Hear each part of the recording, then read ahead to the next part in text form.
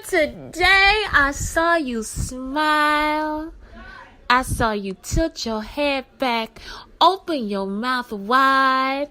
You smiled so beautiful that I saw all that was inside.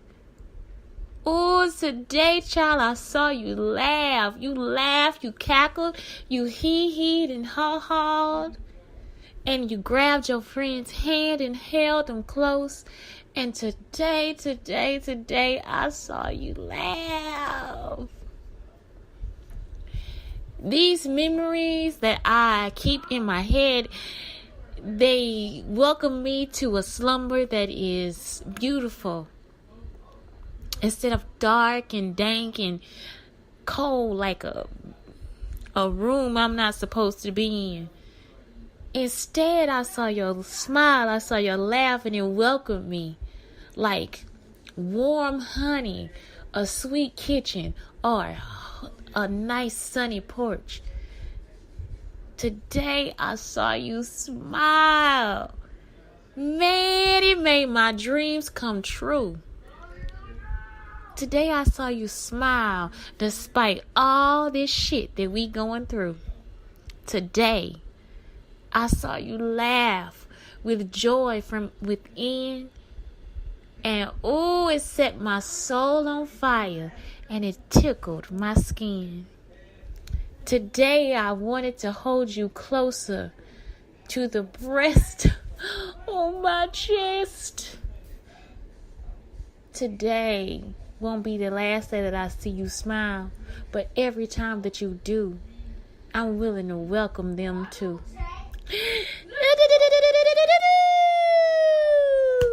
Today I want to do like something about Dr. Seuss, like those who mind don't matter, those who matter don't mind. Just because Derek Jackson kind of moved me a little bit today when he had this guy that was on there that was putting down women for crazy stuff, and we as women have to actually go through that. Like that is the type of guy that we run into a lot sometimes. Like when you don't want to talk to him, whatever. I haven't, not lately.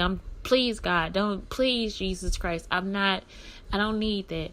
But it's like, you run into those guys who feel like they have, a leash to your ass, or they can rub across your breast, or they can, look at you in inappropriate ways, or name you as soon as they see you, like, you think you this kind of, you must think this, like where they want to put you down first.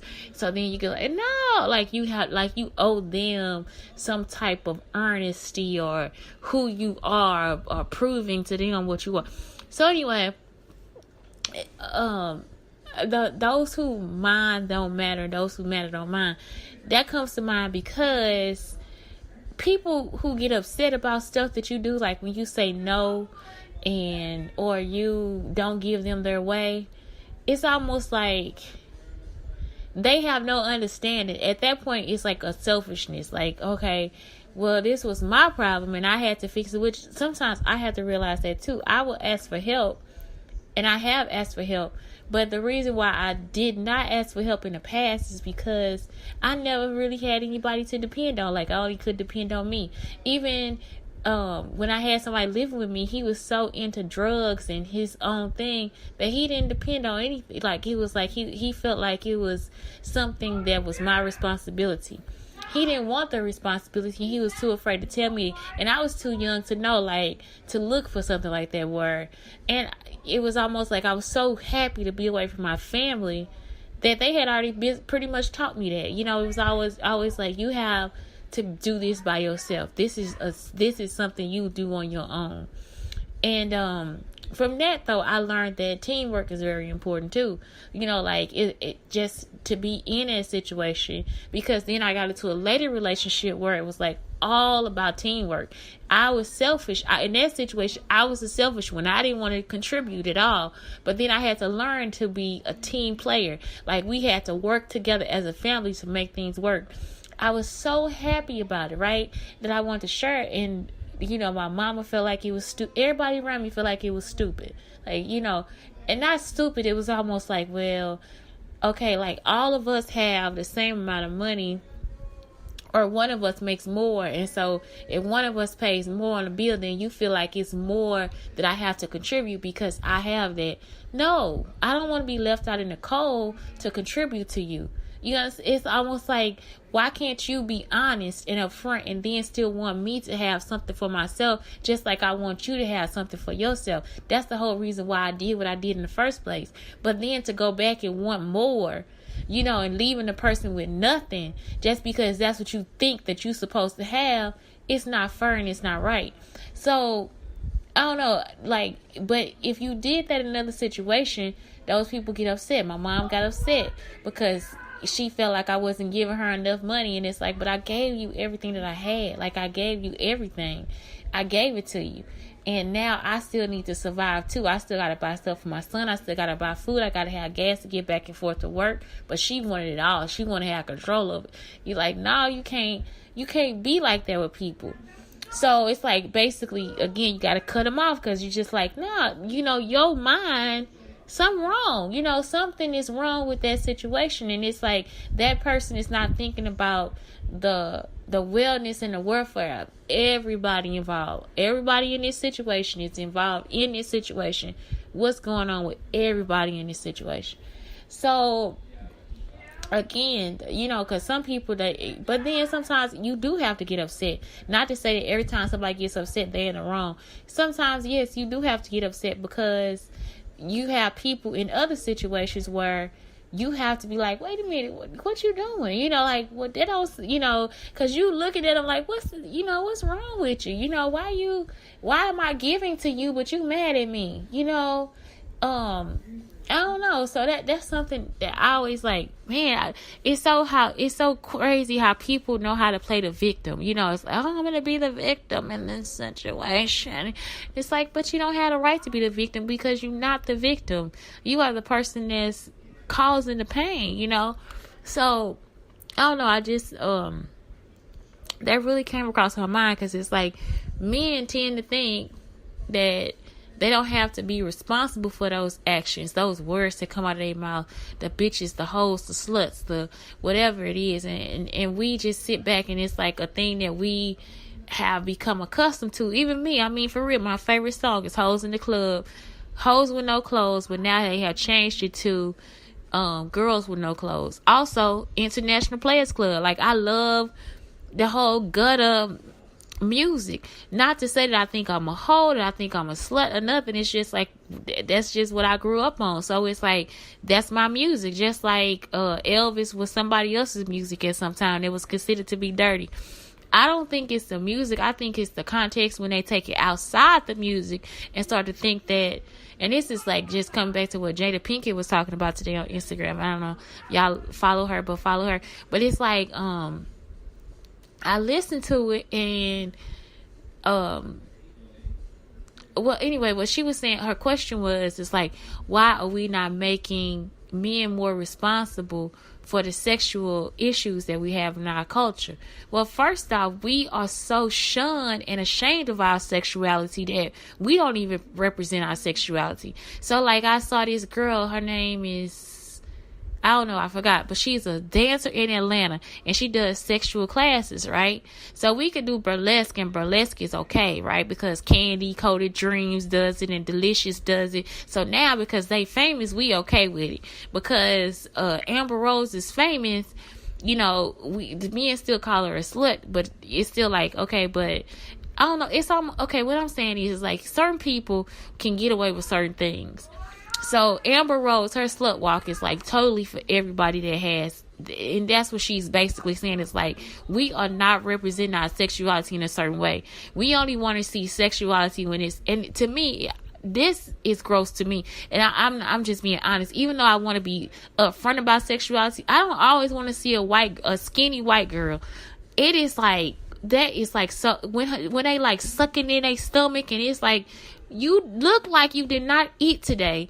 You know, and I'm not trying to body shame anybody, but sometimes they don't look healthy, and because I just started watching TV since I've taken a break, But it's almost like you just see it, and I'm just like, what the hell? Like, what is going on? Like, even in yoga, I don't want to see somebody that thin. I want to see her with a little voluptuousness to her body, because that means that yoga is actually shaping your body to be like what you need to look like. If I tell people that I feel so pretty, right? Like, I want to tell every little girl, just, if a little girl hears you, I feel my most beautiful now that I'm just like in my, like, it's like I'm in my own self. I'm in my own presence. I'm in who I am. I feel more beautiful now than I have ever felt in my life. I used to wear lingerie around the house when I lived alone. Yay. Put on a nice silk robe. No, now I wear a t-shirt and panties. And it's like, when I see myself in the mirror moving, I love it. Now, I can't tell you I love every angle. I'm not like in love with every part of my body. But I love it. Like, I love my body. Like, it's like, it's voluptuous and it's beautiful and it's bendy and it does shit that, you know, I'm like, whoa, I consider, you know, even though some things I still can't do, but it's still just like, I love it. I love it. I love it. I love it. And so if somebody sees me in the street and tell me, well, you don't look like nothing, which is, some man told me, they're like, okay, so I'm not fucking you though. But it's, you know, it's almost like men tend to think that they have a certain control or power over that, like how we see ourselves. At that moment when he told me that, he probably wanted me to be like, you know, oh my God, you know, what do I look like? Maybe I need to go to the, like, fuck you. I'm not about to get, I don't know. I mean, I don't want to get plastic surgery. I don't want to be a gym rat. You know, I don't want to be, I like to work out, but I don't want to be in the gym all day. I don't want to be in the house all day working out. I don't want, you know, it's like certain things I want to do. Like, I want my body to get in shape the way I'm getting in shape. So it's like, but for somebody to come tell you that, is it that you telling me this so I can do it your way, or are you telling me this for me to do it my way? What are you telling me for? What do you want my reaction to be? Because usually when somebody has something to say about my physicality or my color, like things that I can't change today, I don't have a reaction, because it's like, I don't know what do you want me to do? Do you want me to be out of your way? Like, cause I can get out of the room with you. That the best thing for me to do is exit myself, because I don't need for you to feel anything else towards me. I don't need for you to put any more of yourself onto me. You know what I'm saying? I mean, because this man is not so attractive, but you had a nerve to tell me what I look like. Like, so if I would have been back and be like, but you a ugly ass motherfucker, you know, like, you's a low life bitch, you know what I'm saying? Like, you a bitch ass nigga from sin, you know what I'm saying? Like, cause now I have feelings about it. Cause it's like, I think about that and I'm like, this is like the lowest part of my life. This motherfucker sitting here talking about, you don't look like, but you don't look like nothing. Like, goddamn, that's fucked up, you know? So it's almost like unless we light skin, long hair, you know, men tend to think that that's not good enough, or they can't bring that girl around their homeboys or nothing like that. But you're not thinking about who she is at her essence, at her core. And you could take your light skin, long hair female, and she don't want you to touch. You could take your dark skin, long, you know, with the attitude, and you know, maybe that's what you want. Maybe that's what you like. That's your type. That's your type. And then she leave you or cheat on you with one of them. Then you know what I'm saying, it's a whole different situation. Then she everything else in the book. But what I'm saying is, I know now I'm just going on a tangent. But really what I'm saying is like, we have to start look at our own sexuality. I look at Hawaiian dances and stuff on like, we look at all these, like, I scrolled up and it was like 2 ladies doing a Hawaiian dance. They had a sarong wrapped around them and a bikini on. If that was 2 black women, it would have been sexual from the beginning of the video. You look at it with 2 Hawaiian women and you think it's art and it's culture. But if it was 2 black women, it's still art and culture. Whether you want to look at it that way or not, it's still art and culture. It's so personified that people do not think about Yes, we became slaves. We were raped on a plantation because of our bodies. As we grow older, we tend to think about, you